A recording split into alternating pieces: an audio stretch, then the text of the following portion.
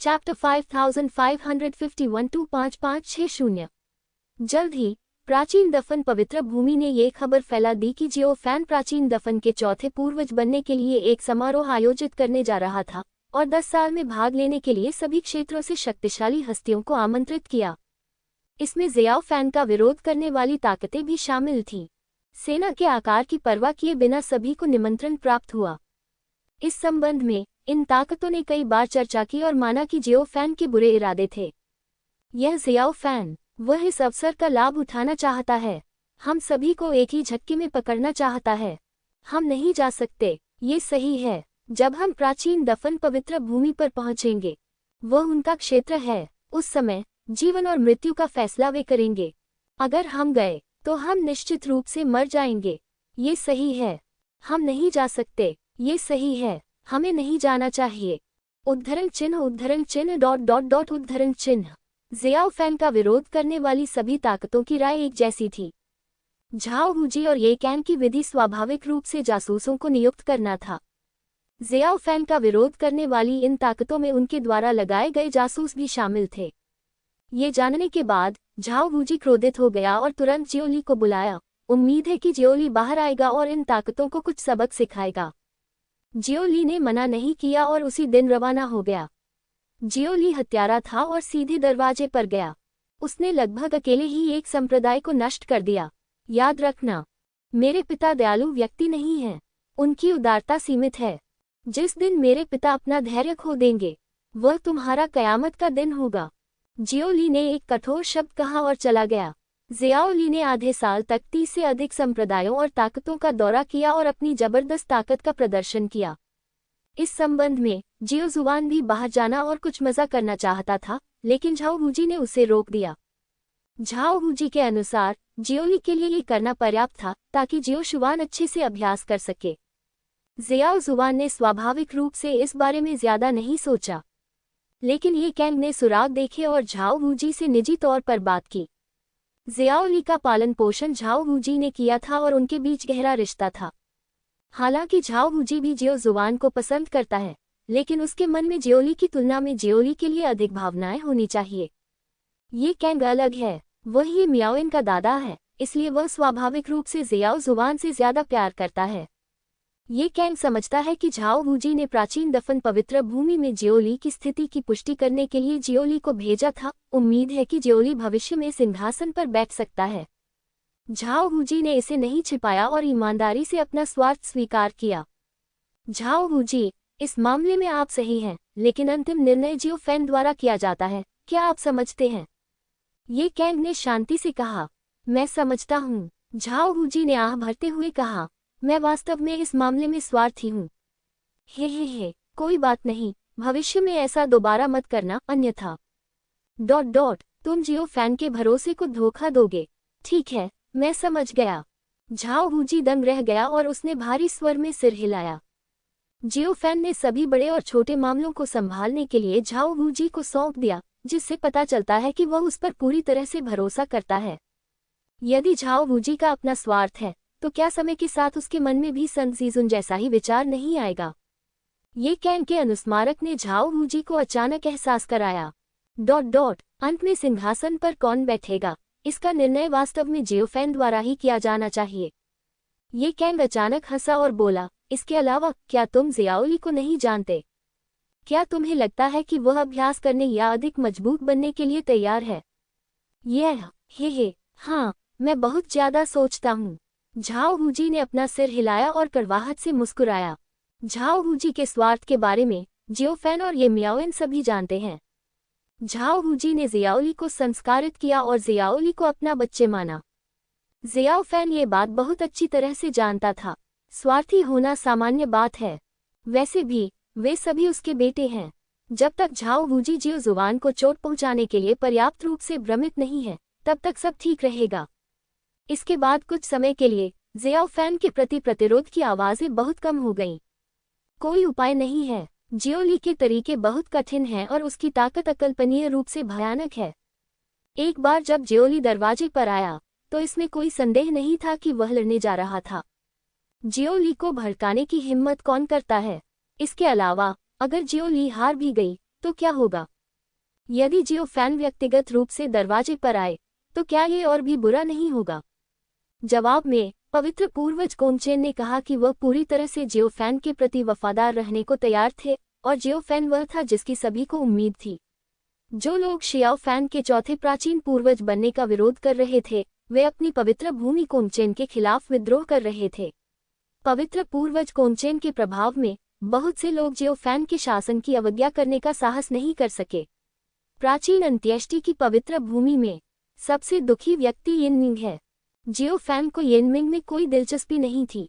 अगर अग्नि छिपकली उसे मारना चाहती तो वह उसे मार देता, लेकिन अग्नि छिपकली ने उसे मारने से इनकार कर दिया। उसने वेई झोंगशान से अपनी नफरत दूर करने के लिए यिनमिंग को पीटने के लिए कहा। सेल में अग्नि छिपकली जानलेवा थी और उसने पस्त यिनमिंग को देखा। किंग्या, तुम्हारी मौत आ रही है। जियो वेई, जाओ। ठीक है। वेई झोंगशान ने सिर हिलाया और यिनमिंग के पेट को फिर से चीर दिया। यिनमिंग चिल्लाया और अग्नि छिपकली को शाप दिया, तुम किंग्या अमर राजा से नफरत करते हो। जाओ और बदला लो। तुम मेरा गुस्सा क्यों निकाल रहे हो? विस्मयादिबोधक चिन्ह उद्धरण चिन्ह। हाल ही में यिनमिंग को यातना देते समय अग्नि छिपकली किंग्या अमर राजा का नाम चिल्लाती थी। जाहिर तौर से अग्नि छिपकली के हृदय में यिनमिंग को किंग्या अमर राजा के विकल्प के रूप में माना गया है। हे, कोई जल्दी नहीं, किंग्या भविष्य में भाग नहीं सकती। अग्नि छिपकली ने ठंडी मुस्कान दी। यिनमिंग, तुम अभी क्यों चिल्लाई? तुम एक विद्रोही हो। जियो वेई, जाओ। ठीक है। वेई झोंगशान ने भारी स्वर में सिर हिलाया और फिर से हमला किया। आह, तुम दोनों जानवर। इस अवधि के दौरान जियो जुबान दुनिया के खिलाफ अपनी शक्ति को निखार रहा है। अग्नि छिपकली ने कहा कि दुनिया के खिलाफ उसकी शक्ति एक प्रकार की छद्म अमर शक्ति है। यद्यपि यह कोई अमर शक्ति नहीं है, लेकिन इसने अमर शक्ति की दहलीज को छू लिया है। जब तक जियो जुबान अच्छी तरह से अभ्यास करता है उसका पुनर्जन्म अवश्य होगा। बिल्कुल, इसकी कठिनाई कल्पना से भी परे है। अग्नि छिपकली को यह नहीं पता कि सफल होने के लिए जियो जुबान को कितना प्रयास करना होगा। एक पल में 10 साल बाद अब समय आ गया था कि प्राचीन दफन पवित्र भूमि यह आदेश पारित करे कि जियो फैन चौथा प्राचीन पूर्वज बनेगा। मजबूत पुरुषों का एक समूह प्राचीन दफन पवित्र भूमि पर सुबह सुबह आया। उन्हें डर था कि जियो फैन उपेक्षित महसूस करेगा। आज प्राचीन दफन पवित्र भूमि का बहुत अधिक जीर्णोद्धार किया गया है। हालांकि यह पहले जितना अच्छा नहीं है, लेकिन ये बहुत शानदार है। पवित्र पूर्वज कोमचेन ने व्यक्तिगत रूप से यह सुनिश्चित करने का दायित्व संभाला कि कोई भी परेशानी पैदा करने की हिम्मत न कर सके। जियाओ फैन के राज्याभिषेक समारोह में भाग लेने आए सभी लोगों ने उदार उपहार तैयार किए। सांख्यिकी के प्रभारी व्यक्ति वांग टेंग हैं, जो इस मामले के लिए गंभीर और जिम्मेदार हैं। सब कुछ स्पष्ट रूप से दर्ज है। हर वस्तु, हर विवरण सच्चाई से दर्ज किया जाना चाहिए। क्या तुम समझे? वांग टेंग गंभीर दिखे और काम कर रहे लोगों के समूह को घूर कर देखा। हाँ, हाँ, हाँ। सभी ने सिर हिलाकर वांग टेंग के आदेशों का पालन किया और किसी ने भी विरोध करने की हिम्मत नहीं की। वांग टेंग ने संतोष से सिर हिलाया और वह अच्छे मूड में था। आज से मैं प्राचीन दफन के चौथे पूर्वज का दामाद हूँ। उद्धरण चिन्ह। वांग टेंग के मुंह के कोने ऊपर उठ गए और वह अपना मुंह ढकने और हंसने से खुद को रोक नहीं सका। स्थिति में सुधार इतना अकल्पनीय है। भक्षण करने वाले विशालकाय जानवर, रक्त क्रिस्टल, मवेशी भूत राजा, जियाओपिंग राजा, जियान वयु और अन्य भी कड़ी मेहनत कर रहे हैं। वे सभी जियाओ फैन के विश्वास पात्र हैं। हालांकि वे बहुत मजबूत नहीं हैं, लेकिन उनका दर्जा बहुत ऊंचा है और वे जियाओ फैन के प्रति वफादार हैं। झाओ हुजी और ये कैंग बहुत व्यस्त और थके हुए हैं। महाराज कहाँ हैं? क्या वे अभी तक शिविर से बाहर नहीं आए हैं? ओह, जल्दी करो और महामहिम को पीछे हटने के लिए बुलाओ। ये समय है। कौन बुलाएगा? तुम जाओ। मैं नहीं जाऊंगा। ये मैं जियो किंग को बुलाऊंगा। झाओ हुजी ने जेड पर्ची निकाली और जियो किंग से कहा कि वह जियो फैन को रिट्रीट से बाहर आने के लिए सूचित करे। जियो फैन एक निष्क्रिय बॉस है जो प्राचीन दफन पवित्र भूमि के मामलों की परवाह नहीं करता है। जियो किंग जियो फैन के गुप्त कमरे में भाग गया और जियो फैन को पीछे हटने के लिए सूचित किया। पिताजी, ये समय है। आपको बाहर आना होगा और सिंहासन पर चढ़ना होगा। जियो किंग चिल्लाया। पिताजी, क्या आपने सुना? पिताजी, पापा, पिताजी, आप क्या कर रहे हैं? पापा, डॉट उद्धरण चिन्ह डॉट डॉट डॉट उद्धरण चिन्ह। जियो किंग ने काफी देर तक चिल्लाया, लेकिन गुप्त कमरे में कोई प्रतिक्रिया नहीं हुई। जियो किंग चिंतित था और बाधा की सीमा में प्रवेश करने के लिए 2 कदम आगे बढ़ा। जैसे ही उसने बैरियर में कदम रखा, जियाओ किंग को लगा कि उसका शरीर खोखला हो गया है। एक पल में उसने अपनी सारी ताकत खो दी और लगभग जमीन पर गिर गई। क्या हो रहा है? जियो किंग दंग रह गई और उसके माथे पर ठंडा पसीना बह निकला। मूर्ख लड़की, तुम यहाँ क्यों हो? जियो फैन बिना जाने कब जियो किंग के सामने आ खड़ा हुआ। पिताजी, मैं आपको ये बताने के लिए यहाँ हूँ कि राज्याभिषेक की तैयारी का समय आ गया है, जियो किंग ने कमजोर स्वर में कहा। जियो फैन मुस्कुराया और हाथ हिलाया। अगले ही पल जियो किंग पहले की तरह ठीक हो गई और उसका रंग काफी गुलाबी हो गया। पिताजी, आप कौन सी विधि अपना रहे हैं? क्या एक साधारण व्यक्ति की शक्ति अमर होती है? विस्मयादिबोधक चिन्ह उद्धरण चिन्ह। जियो किंग ने पूछा। हाँ, यह नश्वर अमर की शक्ति है। डॉट डॉट उद्धरण चिन्ह। जियो फैन ने सिर हिलाया। तुम्हें अभी क्या महसूस हुआ? मुझे लगता है कि मैं एक पल में बिना किसी शक्ति के एक साधारण व्यक्ति बन गया हूँ। डॉट डॉट, ये बहुत डरावना है, जियो किंग ने डरते हुए कहा। हाँ, डॉट डॉट, मूर्ख लड़की, मैं तुम्हें अच्छी तरह से अभ्यास नहीं करने दूंगा। जियो फैन ने जियो किंग के सिर को छुआ। चलो चलें। ठीक है, जियो किंग ने सिर हिलाया। अधिक से अधिक लोग आए, एक साथ इकट्ठे हुए जियो फैन के आगे आने की प्रतीक्षा करने लगे। जियो फैन कहाँ है? तुम अभी तक क्यों नहीं आए? शश, ये प्राचीन दफन पवित्र स्थान है। क्या तुम अभी भी जियाओ फैन को नाम से पुकारने की हिम्मत रखते हो? क्या तुम जीना नहीं चाहते? हाँ, हम जियाओ गुजू को बुलाना चाहते हैं। डॉट डॉट उद्धरण चिन्ह। हाँ, मैं भविष्य में अपने शब्द बदल दूंगा। मैं उसे जियाओ गुजू कहूंगा। घटनास्थल पर लगातार चर्चाएं चल रही थीं और हर कोई सतर्क था। आज जियो फैन का खुशी का दिन है, इसलिए वे शर्मिंदा होने की हिम्मत नहीं करते। अन्यथा यदि जियो फैन ने बदला लिया तो परिणाम की कल्पना की जा सकती है। डॉट डॉट इस समय झाओ हुजी और ये कैंग प्रकट हुए और वे दोनों एक साथ सिंहासन समारोह की मेजबानी करने जा रहे थे। ठीक है, सब लोग चुप रहो, ये कैंग ने धीरे से कहा। ये सुनकर अचानक आसपास का माहौल शांत हो गया। हर कोई जानता था कि ये कैंग एक बहुत शक्तिशाली व्यक्ति था और वह जियाओ फैन का पीछा कर रहा था। इस व्यक्ति को नाराज नहीं होना चाहिए। सबको दूर से आने और हमारे जियाओ गुजू के सिंहासन उत्सव में भाग लेने के लिए धन्यवाद। धन्यवाद, झाओ हुजी ने धीरे से कहा और उसकी आंखें धीरे धीरे चारों ओर घूम गईं। इस समय झाओ हुजी और ये कैंग बहुत घबराए हुए थे, लेकिन उन्हें भी शांति दिखानी थी। झाओ हुजी और ये कैंग एक एक करके लगातार बोलते रहे और चारों ओर तालियां बजती रहीं। यहाँ तक कि अगर ये लोग असंतुष्ट हैं और विरोध करना चाहते हैं तो वे इसे दिखाने की हिम्मत नहीं करते हैं। हे, यहाँ मैं फिर से सभी का आभारी हूँ। अब आइए हम जियाओ गुजू को आमंत्रित करें, ये कैंग ने धीरे से कहा। अगले ही पल जियो फैन एक सुनहरा ड्रैगन बागे पहने हुए शून्य पर कदम रख रहा था और अपने शरीर पर एक भयानक और शक्तिशाली दबाव डाल रहा था। ये कैंग और झाओ हुजी के बीच प्रकट हुआ। जियो फैन की उपस्थिति के साथ हर किसी को अपने दिल में उत्पीड़न की एक अवर्णनीय भावना महसूस हुई। झाओ हुजी और ये कैंग ने अभी बात की, लेकिन वे केवल सतह पर सहमत थे और उनके दिल तिरस्कार से भरे थे। डॉट डॉट कोई रास्ता नहीं था। ये कैंग और झाओ हुजी का क्षेत्र बहुत कम था, लेकिन जियो फैन की उपस्थिति ने उन्हें एक मजबूत डर महसूस कराया, जैसे कि दूसरा पक्ष उन्हें सिर्फ एक नज़र से मार सकता है। जियो फैन शांत दिखी और उसने चारों ओर नजर घुमाई। हाँ, डॉट डॉट सभी का स्वागत है। मेरा नाम जियाओ फैन है। आज से मैं प्राचीन दफन पवित्र स्थान का चौथा प्राचीन पूर्वज बनूंगा। क्या आपको कोई आपत्ति है? जियो फैन ने चारों ओर नजर घुमाई। उसकी अभिव्यक्ति शांत थी और उसका शरीर एक भयावह आभा से भर गया था। भीड़ में से किसी ने चिल्लाकर कहा, मैं सहमत नहीं हूँ। विस्मयादिबोधक चिन्ह उद्धरण चिन्ह। बोलने वाले व्यक्ति का नाम झोंगलोंग है और उसका क्षेत्र युहुआन क्षेत्र का 5वां स्तर है और वह एक वफादार और निष्ठावान संत और दुष्ट गुरु है। जब झोंगलोंग आया तो उसने मुसीबत खड़ी करने का मन बना लिया।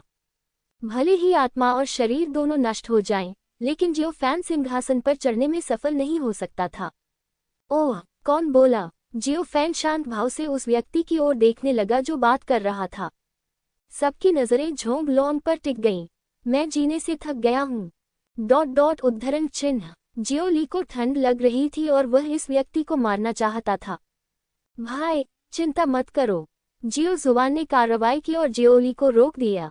आज मेरे पिता का खुशी का दिन है और जब तक मुझे जरूरत न हो मैं कभी खून नहीं देखूंगा। ठीक है। जियो ली ने सिर हिलाया और अपने दिल में हत्या के इरादे को दबा दिया। मेरा नाम झोंगलोंग है। झोंगलोंग दहाड़ा। बोल्ड, तुम इसे स्वीकार क्यों नहीं करते? विस्मयादिबोधक चिन्ह उद्धरण चिन्ह। ये कैंग गुस्से से दहाड़ा। हाँ, प्रतिष्ठा ठीक नहीं है। मुझे क्यों आश्वस्त होना चाहिए? झोंगलोंग ने कठोर माथे के साथ कहा, सर शेंग जीजुन। वह वही है जिसकी हर कोई उम्मीद करता है। जैसे ही ये शब्द बोले गए, कई लोगों ने अपना डर बदल दिया और जो लोग झोंगलोंग के करीब थे वे एक के बाद एक पीछे हट गए। मुझे चिंता थी कि जब झोंगलांग मर जाएगा तो इसका उन पर असर होगा, भले ही उसके शरीर पर खून के छींटे पड़े, ये बुरा होगा। संत दुष्ट प्रभु, हाँ, ये व्यक्ति बहुत बुरा काम कर रहा है। उसे हमारे शियाओ गुजू ने दबा दिया था। तुम अब भी कहते हो कि वह वही है जो हर कोई चाहता है। क्या मजाक है? चलो, उसे मार डालो। झाओ वूजी चिल्लाया। धीरे। जियो फैन ने अपना हाथ उठाया। महाराज, ऐसे व्यक्ति को अवश्य ही मार दिया जाना चाहिए। ये देखकर झाओ वूजी ने तत्काल कहा। हाँ, कोई जल्दी नहीं है। जियो फैन ने अपना सिर हिलाया और झाओ वूजी को आंख मारी। ठीक है। झाओ वूजी ने सिर हिलाया और कुछ नहीं कहा। जियो फैन एक लापरवाह व्यक्ति नहीं है, उसके पास अपने विचार होंगे। हे, आपका नाम झोंगलोंग है ना? जियो फैन ने शांत भाव से झोंगलोंग को देखा। ये सही है, मेरा नाम झोंगलोंग है। झोंगलोंग ने निडरता दिखाते हुए सिर हिलाया। हाँ, बहुत बढ़िया। क्या आप पवित्र दुष्ट भगवान के कई डोमेनों के लिए पहले किए गए रक्त बलिदान के बारे में जानते हैं? जियो फैन ने हल्के से कहा। ये सब झूठ है, इसका कोई सबूत नहीं है। झोंगलांग ने दांत पीसते हुए कहा। कोई सबूत नहीं, ये हास्यास्पद है। जियो फैन ने तिरस्कारपूर्वक अपना सिर हिलाया और सैलामेंडर की ओर देखा। पवित्र दुष्ट भगवान को यहाँ लाओ। अच्छा। हाँ, इस बार जियो फैन वास्तव में ईमानदार है, ये मियाओइन ने मुस्कुराते हुए कहा। महिलाएं मुस्कुराईं और दूर चली गईं। जियो फैन एक प्लेबॉय था। उनकी नज़र में जियो फैन के लिए बाहर जाने के बाद 10 या 8 महिलाओं को वापस लाना असामान्य नहीं था। सौभाग्य से जियो फैन इस बार किसी भी महिला को वापस नहीं लाया। प्राचीन दफन पवित्र भूमि में सब कुछ बहाल किया जा रहा था। 10,000 सैनिकों के राजा के वर्णन के अनुसार वे दिन रात व्यस्त थे। काफी देर तक जियो फैन नहीं दिखा। ज़ियाओ जुवान, ज़ियाओ ली और ज़ियाओ किंग ने अभ्यास के लिए अग्नि छिपकली का अनुसरण किया। इन तीनों लोगों के लिए अग्नि छिपकली ने उन्हें बिना किसी शर्त के सब कुछ सिखाया। लेकिन हर दिन अभ्यास से पहले वे नारे लगाते थे, किंगिया जानवर को मार डालो, किंगिया जानवर को मार डालो, किंगिया जानवर को मार डालो। ज़ियाओ जुवान, ज़ियाओ ली और ज़ियाओ किंग दहाड़े, उनकी आवाज़ घंटियों जैसी थी। बहुत बढ़िया। अग्नि छिपकली ने संतोष से सिर हिलाया। याद रखो, तुम भविष्य के परी राजा हो। जब तुम परी राजा बनोगे तो सबसे पहले क्या करना होगा? विस्मयादिबोधक चिन्ह उद्धरण चिन्ह। किंगिया जानवर को मार डालो। तीनों ने एक स्वर में कहा। बहुत बढ़िया। अग्नि छिपकली और भी अधिक संतुष्ट हो गई और आज के जादू के बारे में बात करने लगी। ज़ियाओ जुवान, ज़ियाओ ली और ज़ियाओ किंग ने बहुत गंभीरता से अध्ययन किया। अग्नि छिपकली ने उन्हें असीम परिलोक का जादू सिखाया। वही जादू, असीम परिलोक का जादू प्राचीन दफन पवित्र भूमि से कहीं अधिक श्रेष्ठ है। वांग तेंग समय समय पर अग्नि छिपकली को खुश करने के लिए उसके पास आता था और कुछ ऐसा कहता था जिसे अग्नि छिपकली सुनना पसंद करती थी। अग्नि छिपकली अभी भी वांग तेंग से बहुत संतुष्ट थी। वह अच्छी तरह से और खुशामद से बात करता था। बिल्कुल, बात सिर्फ इतनी है कि उसकी प्रतिभा बहुत खराब है और उसमें परी राजा जैसी शक्ल सूरत बिल्कुल नहीं है। अग्नि छिपकली कंजूस नहीं थी और उसने वांग तेंग को बहुत सारा जादू सिखाया जिससे उसकी ताकत में काफी सुधार हुआ। ये मियाओइन और अन्य लोग भी एकांत में थे और अपनी ताकत बढ़ाने की पूरी कोशिश कर रहे थे। उन सभी की एक ही इच्छा है, वह है एक दिन जियो फैन को पकड़ना और उसके साथ कंधे से कंधा मिलाकर लड़ना। ये केवल अफसोस की बात है कि इच्छाएं हमेशा इच्छाएं ही रहती हैं। ज़ियाओ फैन की साधना गति के साथ इस जीवन में उनके पास कोई आशा नहीं है। झाओ वूजी, ये कैंग और अन्य लोगों ने कड़ी मेहनत की और प्राचीन दफन पवित्र भूमि समृद्ध हो गई। जियो फैन का विरोध करने के लिए कोई आवाज नहीं थी। यह नहीं कहा जाना चाहिए कि कोई आवाज नहीं थी, लेकिन किसी ने भी जियोफैन का विरोध करने की हिम्मत नहीं की। जियाओफैन की ताकत बहुत भयानक थी।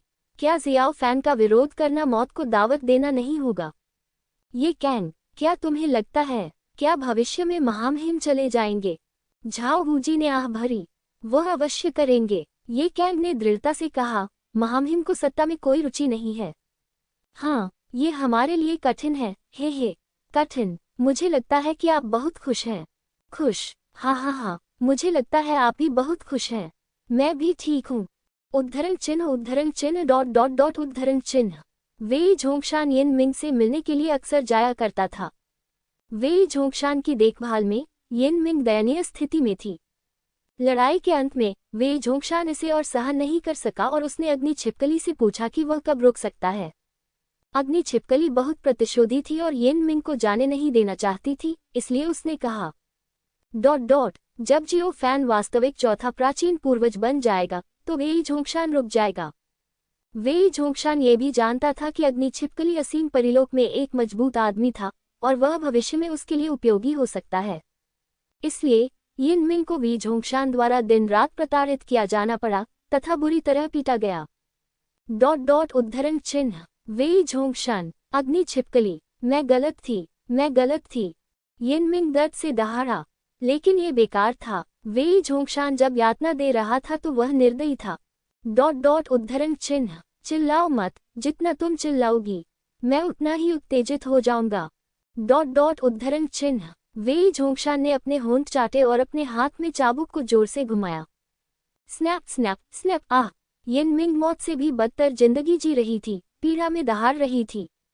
वेई झोंगशान, मुझे मार दो। हे मैं तुम्हें नहीं मार सकता, तुम मूल्यांक परिलोक के प्राणी हो और मैं परिकला नहीं जानता। उद्धरण चिन्ह। वेई झोंगशान ने अपने हाथ फैलाए, लाल गर्म बड़ी कैंची की एक जोड़ी उठाए और येनमिंग की ओर चला गया। जियो येन, मजबूत बनो, डरो मत। ये चोट नहीं पहुंचाता है। वेई झोंगशान की रक्तपिपासु मुस्कान को देखकर येनमिंग रो पड़ी और आवाज नहीं निकाल सकी। देखो, क्या यह अभी भी मनुष्य है? प्राचीन दफन पवित्र भूमि में कुल 8000 क्षेत्र हैं और हर 100 क्षेत्र के लिए अब एक समर्पित व्यक्ति प्रभारी है, जो क्षेत्र के पुनर्निर्माण के लिए जिम्मेदार है। जियाओपेंग किंग, नियू गुइवान, जेयान वयू, मो जिंगयुआन और अन्य सभी व्यस्त, थके हुए और भुलक्कड़ हैं। बिल्कुल, यद्यपि वे थके हुए हैं, फिर भी वे पहले से कहीं अधिक खुश हैं। एक समय था जब उन्हें ये सोचने की हिम्मत कैसे हुई कि वे सैकड़ों राज्यों पर शासन कर सकते हैं। अब उनका सपना साकार हो गया है।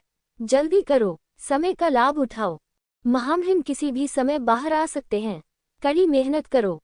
जियोपेंग वांग ने अपने हाथों को अपनी पीठ के पीछे करके घमंडी दिखते हुए चिल्लाया।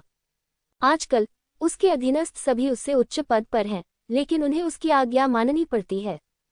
ये भावना बहुत अच्छी है। जियोझो के लोगों के लिए जिन्होंने शुरुआत में जियोफैन का अनुसरण किया था, जियोफैन ने झाओ वूजी से कहा कि उन्हें अपने साधना संसाधनों के साथ कंजूस होने की आवश्यकता नहीं है। जब तक उन्हें इसकी आवश्यकता है, वे बहुत कुछ प्रदान कर सकते हैं। झाओ वूजी ने जियोफैन के निर्देशों के अनुसार ऐसा किया, लेकिन समय बहुत कम था और जियोपेंग वांग और अन्य का क्षेत्र नहीं चल सका। जब बैल भूत राजा ने राज्य का पुनर्निर्माण किया, तो उसने विशेष रूप से एक बर्फीला राज्य तैयार किया। उसे जो करना था वह था गोमांस को जमाना। ये सही है, यह उसका अपना मांस है। इसमें गोमांस के पैर, गोमांस के टेंडन, गोमांस के कंधे, गोमांस के नितंब, गोमांस के टेंडलोइन आदि शामिल हैं। उन्होंने ये जियाओफैन के लिए तैयार किया। हालांकि जियोफैन ने लंबे समय से मांस नहीं खाया है, लेकिन वफादार बैल भूत राजा को हमेशा अपने प्रिय महामहिम के लिए तैयार रहना चाहिए। जल्दी करो, जल्दी करो, जल्दी करो। बैल भूत राजा मुस्कुरा रहा था और अपना मुंह बंद नहीं कर पा रहा था। अन्य लोग भी ऐसे ही थे, कड़ी मेहनत कर रहे थे और एक पल के लिए भी रुकने की हिम्मत नहीं जुटा पा रहे थे। एक पल में 300 साल बाद जियोफैन अभी तक पीछे हटने से बाहर नहीं आया है, लेकिन प्राचीन दफन पवित्र भूमि का लगभग पुनर्निर्माण किया गया है और अतीत की महिमा देखी जा सकती है। झाओ वूजी और ये कैंग ने निरीक्षण किया और इससे बहुत संतुष्ट थे। जियाओ जुवान, जियाओ ली और जियाओ किंग की रैंकिंग में भी उल्लेखनीय वृद्धि हुई है। चेंग यूशे, ड्रंक क्रेजी, हुआ जियान और अन्य भी प्राचीन दफन पवित्र भूमि में एकीकृत हो गए हैं। इससे पहले उन्होंने वास्तव में ज़ियाओ फैन के प्रति निष्ठा की प्रतिज्ञा नहीं की थी, इसलिए उन्हें महत्वपूर्ण पद नहीं दिए गए थे। शेन चेन ने बहुत मेहनत की और उसके राज्य में काफी सुधार हुआ। वह ज़ियाओ फैन के प्रति वफादार था और प्राचीन दफन 8000 दुनिया के अवरोध कार्य के लिए जिम्मेदार था। सब कुछ धीरे धीरे और नियमों के अनुसार किया गया। गुप्त कमरे में जियो फैन तियानहाई में एक सपने में था, हर समय नश्वर और अमर की शक्ति विकसित कर रहा था। एक विचार नश्वर का, एक विचार अमर का। जियो फैन ने धीरे से फुसफुसाया और उसकी आभा बार बार बदल गई। कभी कभी वह एक नश्वर होता था जिसमें कोई शक्ति नहीं होती थी, और कभी कभी वह एक शक्तिशाली व्यक्ति होता था जो अमर प्राणियों को मार सकता था। अगर कोई बाहरी व्यक्ति होता तो ये दृश्य देखकर चौंक जाता। यद्यपि उसे नश्वर और अमर की शक्ति की गहरी समझ थी, फिर भी वह विश्व स्थिर करने वाली डिस्क को दबा नहीं सका। एक पल में 1000 साल बाद प्राचीन दफन पवित्र भूमि बहुत स्थिर थी और कुछ भी बुरा नहीं हुआ। कई लोग ज़ियाओ फैन से मिलने आते थे, लेकिन ज़ियाओ फैन कभी मेहमानों से नहीं मिलता था और हमेशा एकांत में रहता था। इसके बाद बाहरी दुनिया में भी कुछ अफवाहें फैलने लगीं। जियो फैन हर समय एकांत में रहा है, क्या उसे कोई छिपी हुई बीमारी है, विस्मयादिबोधक चिन्ह, या फिर कुछ और बात है जिसके कारण जियो फैन को हर समय एकांत में रहना पड़ता है। यह अफवाह सुनकर झाओ वूजी ने तुरंत इसे दबाने के लिए लोगों को भेजा। बात बस इतनी है कि आप अफवाहों को जितना दबाएंगे, वे उतनी ही अधिक भयावह रूप से फैलेंगी। सबसे अच्छा तरीका कि जियो फैन एकांतवास से बाहर आए और साबित करे कि उसे कोई छिपी हुई बीमारी नहीं है और वह युद्ध में घायल नहीं हुआ है।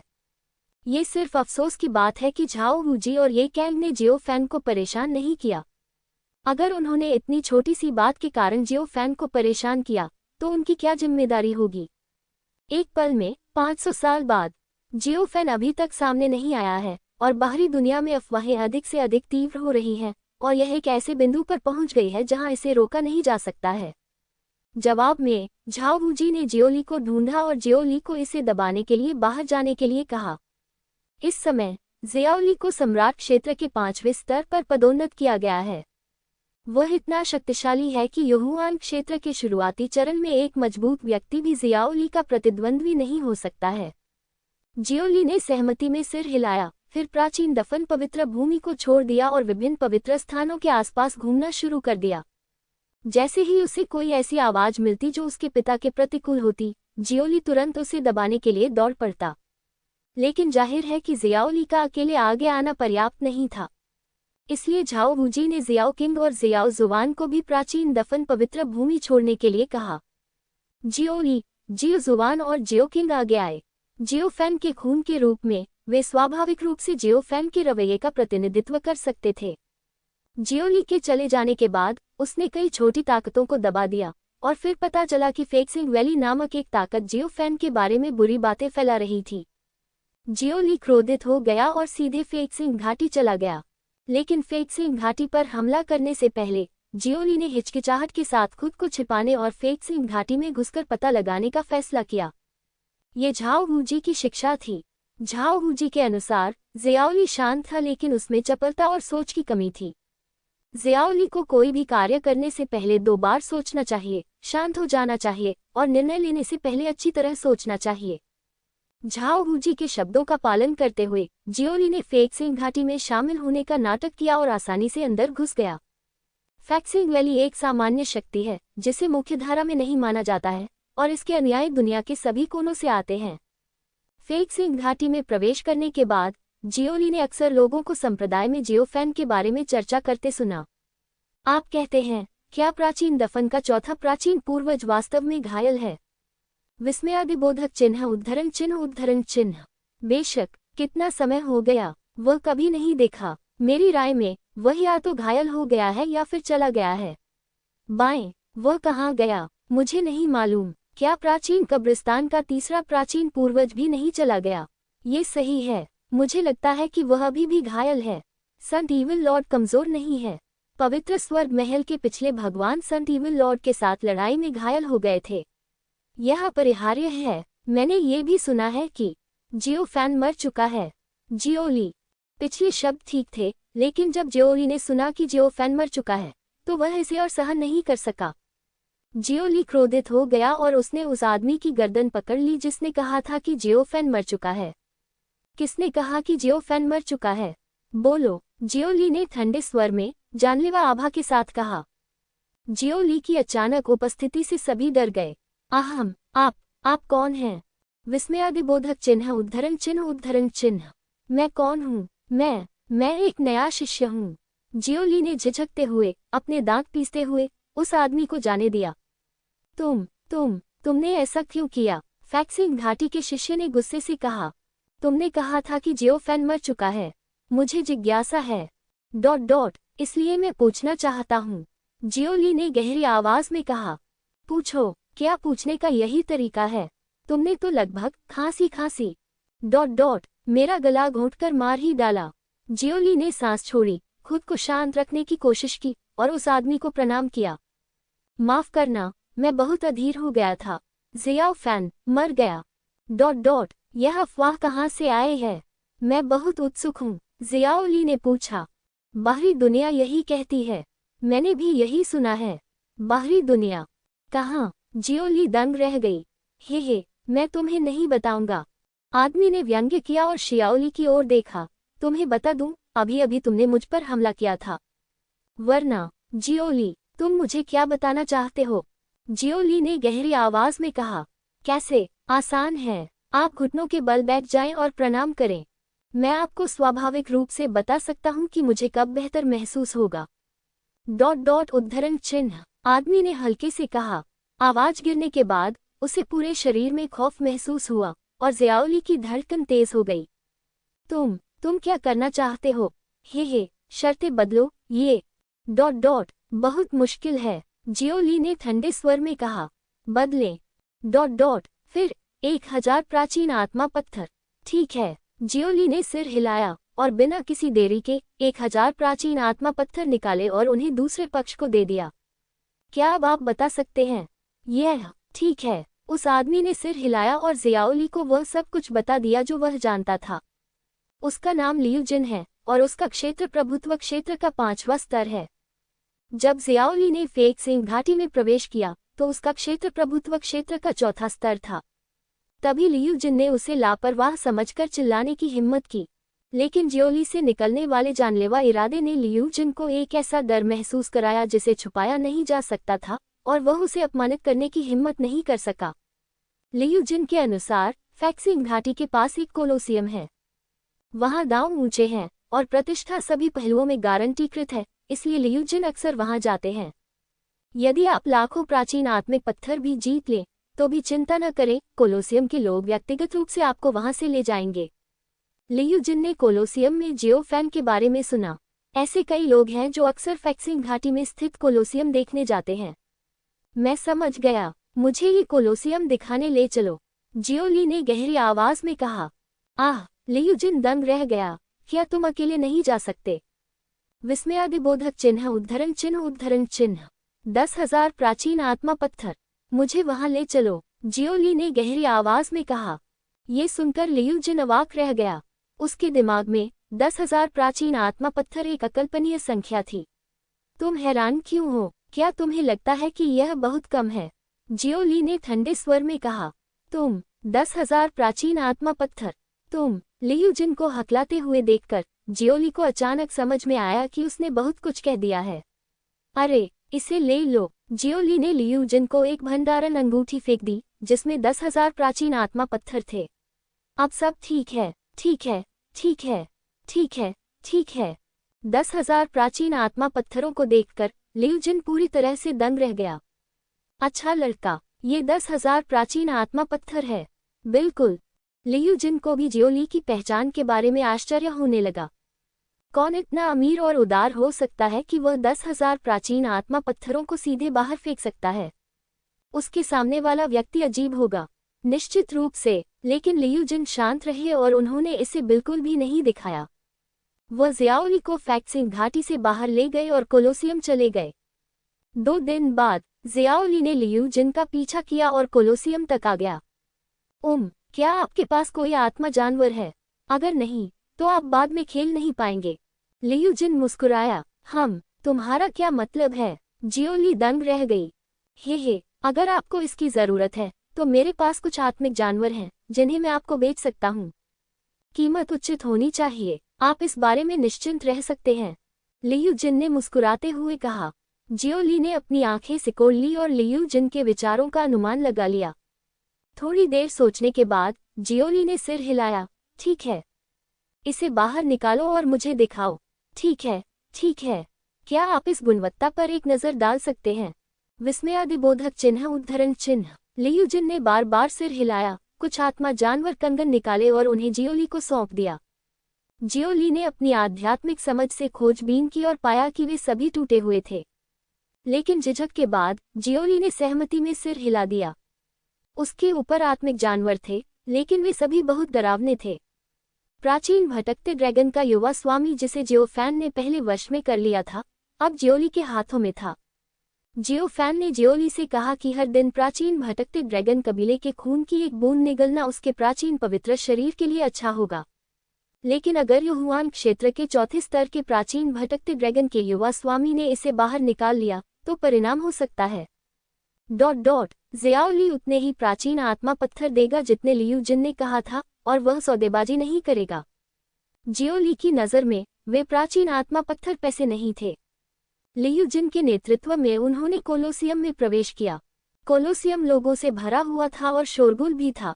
मारो, जोर से मारो, यहाँ शर्त लगाओ। हाँ, बहुत बढ़िया, मैं बहुत पैसा कमा रहा हूँ। आप कैसे खेलते हैं? जियोली ने उत्सुकता से पूछा। लियू जिन ने ज़ियाओली के सभी सवालों के जवाब दिए।